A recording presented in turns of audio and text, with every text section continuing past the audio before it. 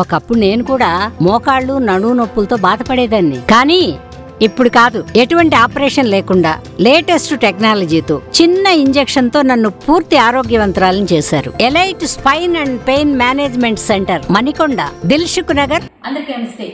జై శ్రీరామ్, జై బీజేపీ, భారత్ మాతాకి జై.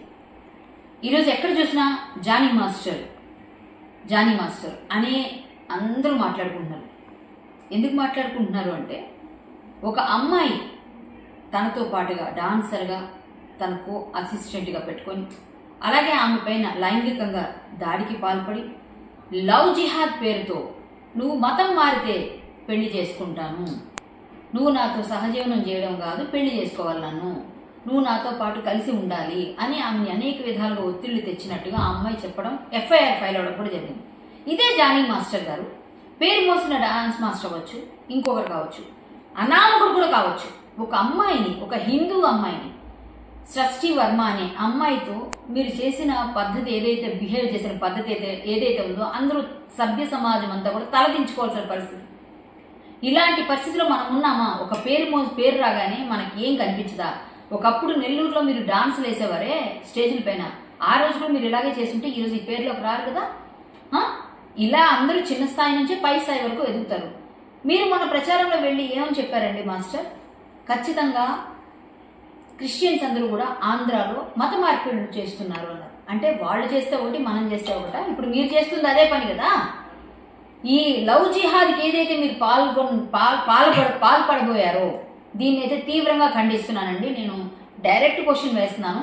ఒకవేళ మీరు తప్పు చేయలేదు అంటే, మీ వెనక ఎవరైనా రాజకీయ పార్టీలు కానీ ఖచ్చితంగా పనిచేస్తున్నాయంటే దానిపైన ఎంక్వైరీ వేయాలి. అది కూడా మేము డిమాండ్ చేస్తాం. ఎందుకంటే ఒక పేరు వచ్చిన వాళ్ళకి ఖచ్చితంగా బురదలు వేస్తారు.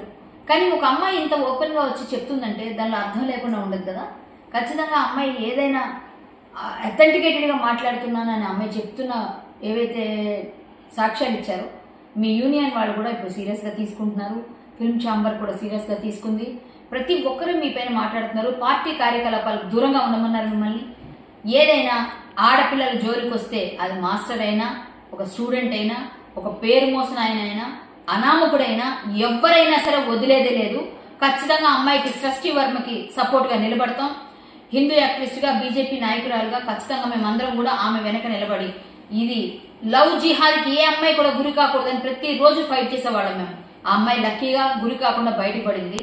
అది ఒక విధంగా సంతోషంగా భావిస్తూ, సృష్టి వర్మ బ్రేవ్ అమ్మ, బీ బ్రేవ్. ఖచ్చితంగా నువ్వు బ్రేవ్ గర్ల్ కాబట్టి ఇంత ఖచ్చితంగా వచ్చి మాట్లాడుతున్నావు. నీలాంటి వాళ్ళు ఉంటే ఇంకొంతమందిని రక్షించుకోవచ్చు.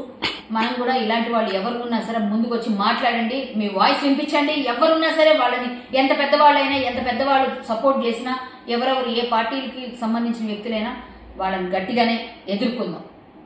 మీరు కూడా భాగస్వాములు కండి. జై శ్రీరామ్. నమస్తే. భారత్ మాతాకి జై.